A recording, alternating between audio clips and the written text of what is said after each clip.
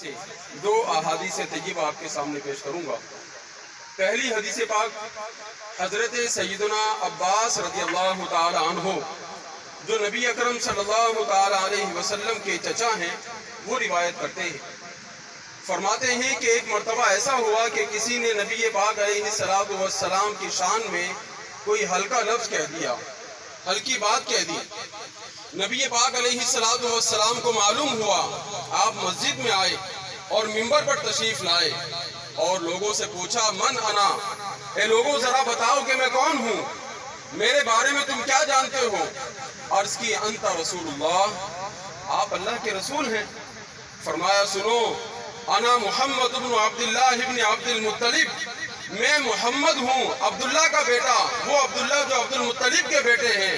اور سنو، ان اللہ خلق الخلق فجعلنی فی خیرہم، میری شان تو یہ ہے، میرا مرتبہ اور مقام یہ ہے کہ جب اللہ تبارک و تعالی نے مخلوقات کو پیدا فرمایا تو سب سے افضل مخلوق یعنی انسانوں کے اندر مجھے رکھا۔ اور پھر فرمایا فجعلہم فرقتین، پھر اس مخلوق کو اللہ تعالیٰ نے دو حصوں میں تقسیم فرما دیا، یعنی عرب اور عجم، دو حصوں میں بنایا۔ فجعلنی فی خیرہم فرقتن، تو اللہ تبارک و تعالیٰ نے مجھے دونوں میں سے بہترین حصے میں رکھا، یعنی عرب میں اللہ تعالیٰ نے مجھے بنایا ہے۔ پھر فرمایا فجعلہم قبائل، پھر اللہ تبارک و تعالیٰ نے عرب کو کئی قبیلوں میں تقسیم فرما دیا۔ فجعلنی فی خیرہم قبیلتن، تو اللہ تبارک و تعالیٰ نے مجھے سب سے بہترین قبیلے یعنی قبیلہ قریش میں رکھا۔ فجعلہم بیوتن، پھر اللہ رب العالمین نے قبیلہ قریش کو خاندانوں میں تقسیم فرما دیا۔ فجعلنی فی خیرہم بیتن، پھر اللہ تبارک و تعالیٰ نے مجھے قبیلہ قریش کے بہترین خاندان یعنی خاندان بنو ہاشم میں رکھا۔ اور اب سنو، فَأَنَا خَيْرُهُمْ نَفْسًا وَخَيْرُهُمْ بَيْتًا، میں لوگوں میں اپنی ذات کے اعتبار سے بھی سب سے بہترین ہوں اور اپنے خاندان کے اعتبار سے بھی سب سے بہترین ہوں۔ اللہ رب العالمین نے مجھ جیسا کسی کو نہیں بنایا، کوئی میرے برابر ہو ہی نہیں سکتا۔ خالق کائنات نے مجھے ذاتی طور پر بھی اور خاندانی طور پر بھی جو شرف اور جو کرامت اور جو بزرگی عطا فرمائی ہے وہ کسی اور کو نہیں ملی ہے۔ اسی طرح حضرت عباس رضی اللہ تعالیٰ عنہ کے صاحبزادے حضرت عبداللہ ابن عباس رضی اللہ تعالیٰ عنہ جو حضور علیہ السلام کے چچا زاد بھائی ہیں، یہ بھی ایک حدیث پاک روایت کرتے ہیں اور فرماتے ہیں جلس ناس من اصحاب رسول اللہ صلی اللہ علیہ وسلم، کہ نبی پاک علیہ السلام کے اصحاب مسجد میں بیٹھے ہوئے تھے۔ فخرج رسول اللہ صلی اللہ علیہ وسلم حتی اذا دنا منہم، نبی پاک علیہ السلام اپنے گھر سے باہر تشریف لائے، ان کے قریب گئے۔ سمعہم یتذاکرون، تو آپ علیہ السلام نے سنا کہ وہ آپس میں گفتگو کر رہے ہیں، صحابہ کرام کی گفتگو ہو رہی ہے، اور وہ گفتگو کیا ہے؟ قال بعضهم، ان میں سے کسی نے کہا اتخذ اللہ ابراہیم خلیلا، ذرا دیکھو تو صحیح کہ اللہ تعالیٰ نے ابراہیم کو اپنا خلیل بنا لیا، اپنا دوست بنایا۔ وقال آخر وموسیٰ کلمہ تکلیما، دوسرا کہنے لگا ارے موسیٰ علیہ السلام کو تو دیکھو، ان سے اللہ تعالیٰ نے کلام فرمایا ہے۔ وقال آخر فعیسیٰ کلمۃ اللہ وروحہ، تیسرے کی آواز آتی ہے ذرا عیسیٰ علیہ السلام کی طرف بھی دیکھ لو، اللہ تعالیٰ نے ان کو اپنا کلمہ اور اپنی روح قرار دیا ہے۔ وقال آخر، پھر ایک چوتھے صحابی کی آواز آتی ہے، کہتا ہے وآدم اصطفاہ اللہ، ذرا آدم علیہ السلام کو تو دیکھ لو، اللہ تبارک و تعالیٰ نے چند مخصوص افراد میں ان کو شامل فرمایا ہے، چنیدہ شخصیات میں ان کو شامل فرمایا ہے۔ صحابہ کرام یہ گفتگو کر رہے ہیں، انبیاء کرام کا ذکر کر رہے ہیں، نبی پاک علیہ السلام ان کے پاس تشریف لے گئے، فرمایا سمعت کلامکم وعجبکم، اے میرے صحابہ، میں نے تمہاری گفتگو بھی سنی ہے اور تم جس حیرت کے انداز میں، تعجب کے انداز میں بات کر رہے تھے، میں نے تمہارا یہ انداز بھی دیکھ لیا ہے کہ تم کتنا متعجب ہو کر بات کر رہے تھے۔ پھر فرمایا سنو ان ابراہیم خلیل اللہ وہو کذالک، ابراہیم اللہ کے دوست تھے، واقعی ایسا ہے۔ وہ موسیٰ نجی اللہ وہو کذالک، موسیٰ علیہ السلام اللہ کے کلیم ہیں، واقعی ایسا ہے۔ فعیسیٰ روحہ وکلمتہ وہو کذالک، عیسیٰ علیہ السلام اللہ کی روح، اللہ کا کلمہ ہے، یہ بات بھی ٹھیک ہے۔ وآدم اصطفاہ اللہ وہو کذالک، اور آدم علیہ السلام بھی اللہ کے چنیدہ بندے ہیں، اور یہ بات بھی حق ہے۔ الا وانا حبیب اللہ، سنو، تمام نبیوں کے مرتبے اپنی جگہ ہیں، تمام نبیوں کی شان و عظمت اپنی جگہ ہے، لیکن اللہ تعالیٰ نے مجھے اپنا محبوب بنایا ہے، اللہ نے مجھے اپنا حبیب بنایا ہے۔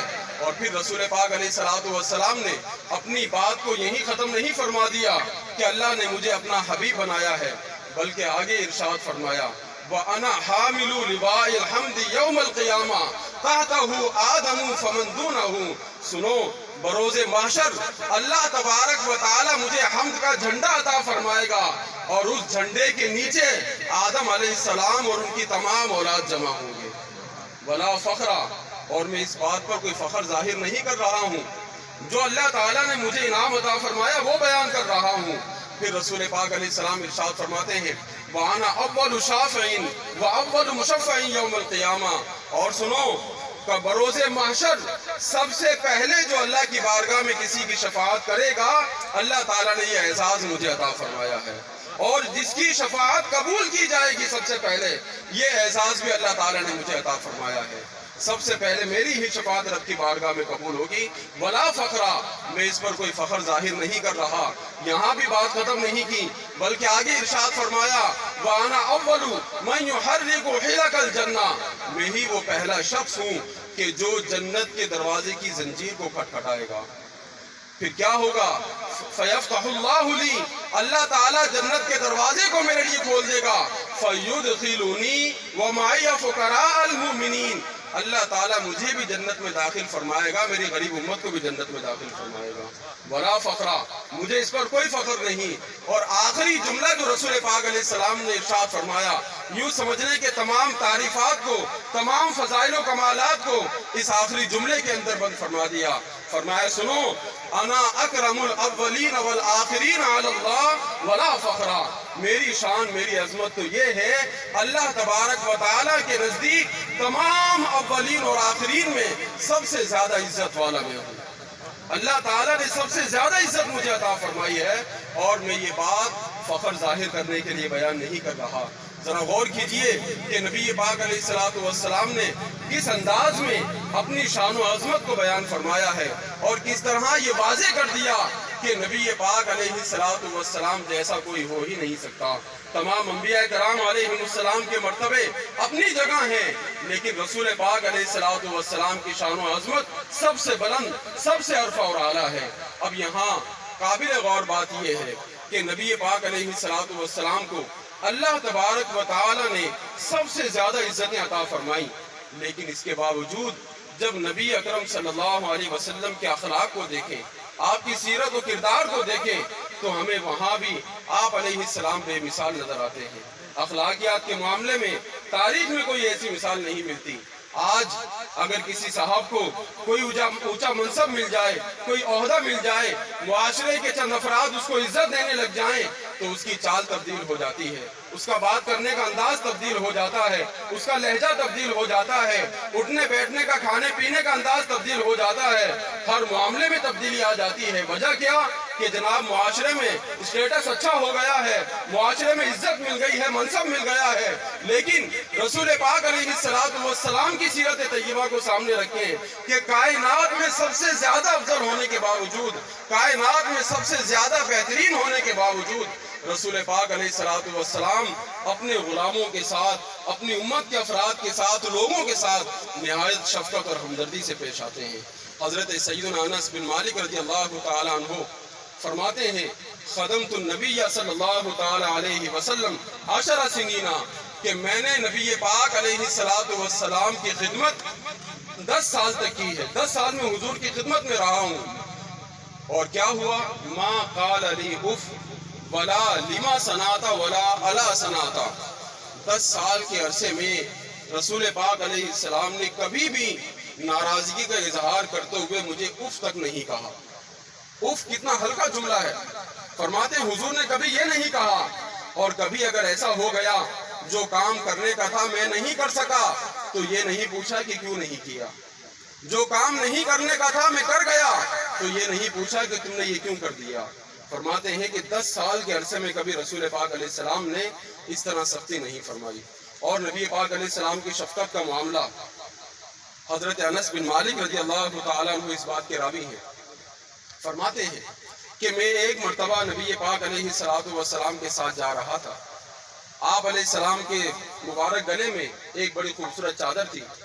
اس کی کناری پر کام ہوا تھا اور وہ بڑا سخت کام تھا. گلے میں چادر کو ڈالا ہوا تھا. فرماتے ہیں کہ جب میں چلنے لگا تو پیچھے سے کسی آرابی نے چادر کو بڑے زور سے کھینچا. اتنی زور سے چادر کو کھینچا کہ رسول پاک علیہ السلام کی گردن مبارک پر خراش پڑ گئی. زخم بن گیا, خراش آ گئی. اب ذرا غور کیجئے کہ اچانک چادر کو کھینچا جائے اور گلے پر خراش بھی آ جائے تو ہماری کیا کیفیت ہوگی, ہمارا کیا عالم ہوگا. اب جیسے ہی چادر کو کھینچا گیا, گلے پر خراش آ گئی تو پیچھے سے ایک آواز بھی آتی ہے, یا محمد مر لی من مال اللہ الذی عندک. اے محمد صلی اللہ علیہ وسلم, اللہ نے جو مال آپ کو عطا فرمایا ہے اس میں سے مجھے بھی عطا فرمائے, اس میں سے مجھے بھی دے. اب مانگنا تھا, سوال کرنا تھا, لیکن انداز آپ دیکھیں کیسا, چادر کو کھینچ کر مانگا. رسول پاک علیہ السلام نے جب پیچھے مڑ کر دیکھا تو دیکھ کر آپ علیہ السلام کے چہرے پہ مسکراہٹ آ گئی. ناراضگی کا اظہار نہیں کیا کہ یہ کون سا مانگنے کا طریقہ ہے. جب کسی سے مانگا جاتا ہے اس طرح مانگا جاتا ہے, منت سماجت کی جاتی ہے, مانگنے والے جس سے مانگا جاتا ہے اس کی تعریف کی جاتی ہے, اس کی شان میں قصیدے پڑھے جاتے ہیں, اس طرح مانگا جاتا ہے. یہ تم نے کس طریقے سے مانگا؟ کوئی ایسی بات نہیں کی, بلکہ مسکراتے ہوئے ارشاد فرمایا, یہ جو مانگ رہا ہے اس کو دے دو, جو اس نے سوال کیا ہے اس کو دے دیا جائے. تو اندازہ لگائیے کہ نبی پاک علیہ السلام عزتوں کی سب سے بلند نشست پر ہونے کے باوجود لوگوں کے ساتھ ایسا شفقت والا, محبت والا رویہ اختیار فرما رہے ہیں, لوگوں کے ساتھ ایسا ہمدردی والا رویہ اختیار فرما رہے ہیں. تو ہم بھی حضور سے محبت کرنے والے ہیں, ہم بھی حضور کے غلام ہیں, تو ہمارا بھی یہ فرض بنتا ہے کہ حضور سے محبت کے ناطے ہم اپنے متعلقین کے ساتھ, اپنے ماتحت افراد کے ساتھ ایک اچھا رویہ اختیار کریں, اچھا سلوک اختیار کریں, ان کے ساتھ بہترین انداز میں ہم تعلقات قائم کریں. اگر چھوٹی موٹی غلطیاں ایسی ہو جائیں جو درگزر کی جا سکتی ہیں, جس میں کوئی بڑا نقصان نہیں ہے, ان کو درگزر کر دیا جائے, ان کو معاف کر دیا جائے. جب ہم یہ طریقہ اختیار کریں گے تو پھر یقین جانیے اس سے ہمارے ماحول میں بہت بہتری آئے گی, بہت سدھار آ جائے گا. اور جب ہم ایک ٹیم بن کر کام کریں گے اور اس طرح ایک دوسرے کے ساتھ صبر و تحمل کا معاملہ کریں گے, برداشت کا معاملہ کریں گے, تو انشاءاللہ ہمارا ادارہ بہترین انداز میں کام کرنے لگے گا, آپس کے اختلافات ختم ہوتے چلے جائیں گے. تو آج میری گفتگو کا مقصد یہی تھا. یہ میلاد النبی منانے کا جو مقصد ہوتا ہے یہ ہوتا ہے کہ نبی پاک علیہ السلام کے فضائل و کمالات بیان کیے جائیں اور آپ کی سیرت طیبہ کو بیان کیا جائے. تو یہاں میرا مقصد یہی تھا کہ آپ کے سامنے حضور کے فضائل بھی بیان کروں اور حضور علیہ السلام کی سیرت طیبہ کے ایک دو پہلو بھی آپ کے سامنے واضح کروں. حقیقت تو یہ ہے, کوئی شخص کتنا ہی حضور کی شان بیان کرتا چلا جائے, کوئی کتنی ہی تعریف کرتا چلا جائے, کما حقہ حضور علیہ السلام کی شان بیان نہیں ہو سکتی. کسی نے کیا خوب کہا, زندگیاں ختم ہوئیں اور قلم ٹوٹ گئے, تیرے اوصاف کا ایک باب بھی پورا نہ ہوا. اور ہم جو حضور کا ذکر کرتے ہیں, حضور کو یاد کرتے ہیں, یہ در حقیقت ہم اپنی عزت بڑھا رہے ہوتے ہیں. ورنہ حضور نے فرما دیا کہ جو عزت اللہ تعالیٰ نے مجھے عطا فرمائی وہ کسی کو نہیں ملی. تو ہم جب بات کرتے ہیں تو اپنی عزت بڑھا رہے ہوتے ہیں. کسی عربی شاعر نے بڑی پیاری بات کہی, ما ان مدحت محمدا بمقالتی ولکن مدحت مقالتی بمحمدی. اے سامنے والے شخص سن, میں نے جو تیرے سامنے یہ حضور کی شان بیان کی ہے, جو حضور کی تعریف کی ہے, یہ مت سمجھنا کہ میں نے حضور کی شان کو بڑھا دیا ہے, میں نے حضور کی عزت کو بڑھا دیا ہے. ارے حقیقت یہ ہے کہ حضور کے صدقے میں نے اپنی بات کو بڑھا دیا. حقیقت یہ ہے کہ حضور کے صدقے میں نے اپنی عزت کو بنایا ہے. تو حضور علیہ السلام کی تعریف, آپ کی توصیف, یہ در حقیقت ہمارے اپنے فضائل کو, کمالات کو بلند کرنے کے لیے ہے, درجات کو بلند کرنے کے لیے ہے. اللہ رب العالمین کی بارگاہ میں دعا ہے کہ خالق کائنات ہم سب کو نبی اکرم صلی اللہ تعالیٰ علیہ وسلم کی پکی سچی محبت عطا فرمائے، اور آپ علیہ السلام کا جشن ولادت نہایت ادب و احترام اور تجھ کو احتشام سے منانے کی توفیق عطا فرمائے۔ اللہ رب العالمین ہم سب پر اپنا کرم فرمائے، آمین۔ وما علینا الا البلاغ المبین۔